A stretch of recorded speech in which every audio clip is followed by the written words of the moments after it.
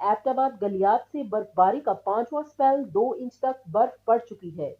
برف باری سے متاثرہ شاہراہ سے برف ہٹانے کا کام جاری ہے۔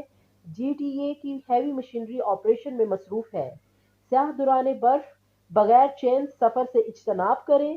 برف باری رکتے ہی ایبٹ آباد مری روڈ کو ٹریفک کے لیے بحال کر دیا جائے گا۔ محکمہ موسمیات کے مطابق برف باری کا سلسلہ آگے 3 دن تک جاری رہے گا۔ اسی پر ہی بات کر لیتے ہیں، اس وقت ہمارے ساتھ گلیات سے ٹیلی فون لائن پر موجود ہے احسن حمید، ترجمان گلیات۔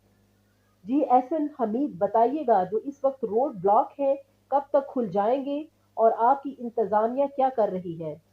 جی، اس وقت گلیات میں جو سنو فال ہے اس کا جو 5واں سپیل ہے وہ سٹارٹ ہو چکا ہے، اور گلیات ڈیولپمنٹ اتھارٹی کی مشینری اس وقت بھرپور طریقے سے آپریشن میں حصہ لیے ہوئے ہے، اور ہم نے اس بات کو انشور کرنا ہے کہ گلیات کے جو روڈ ہیں جو برف سے متاثر ہیں ان کو 24 گھنٹوں کے اندر ہم ٹریفک کے لیے بحال کریں۔ ہماری فیلڈ سٹاف بھی موجود ہے، 6 مشینیں ہماری مین جو ایبٹ آباد مری روڈ ہے اس پہ کام کر رہی ہیں، 3 ٹریکٹرز ہمارے کام کر رہے ہیں۔ تقریباً 49.9 کلومیٹر کا جو روڈ ہے ہمارا تھائی ٹو باڑیاں، یہ ہماری ڈومین ہے جسے ہم صاف کریں گے۔ اس کے علاوہ خوزہ گلی ٹو خانسپور روڈ ہے جو 6.5 کلومیٹر، یہ بھی ہم صاف کریں گے۔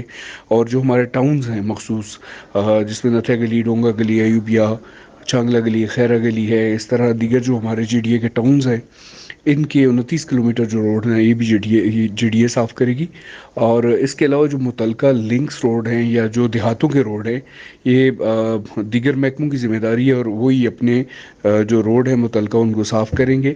جی ڈی اے جو اپنی ڈومین میں جو ان کے روڈز آتے ہیں، جو گورنمنٹ نے ٹیریٹوریل جو ریسٹرکشن کلیئر کی ہوئی ہے، وہ ہم روڈ صاف کرنے کے پابند ہیں۔ اور انشاءاللہ ہماری کوشش ہوگی کہ 24 گھنٹوں کے اندر جو ہمارے روڈز ہیں ان کو ہم ٹریفک کے لیے بحال۔ جی السلام علیکم، this is Mujtaba Qadir and I was visiting Galiyat the area of Ayubia and I am very amazed and very thankful to the local government. I just called on the helpline. They were very generous and they were very efficient. They connected me with Tanveer Saab. Tanveer Saab is a very fine gentleman. He's right now clearing all the ways. He's very responsible. Then he connected me to Gulfam. Gulfam is very efficient. He came, he helped me out. He gave me the chance to leave the place. And then Shoaib Saab is here. He is another very nice gentleman. I'm very happy to be here. Galiat is beautiful.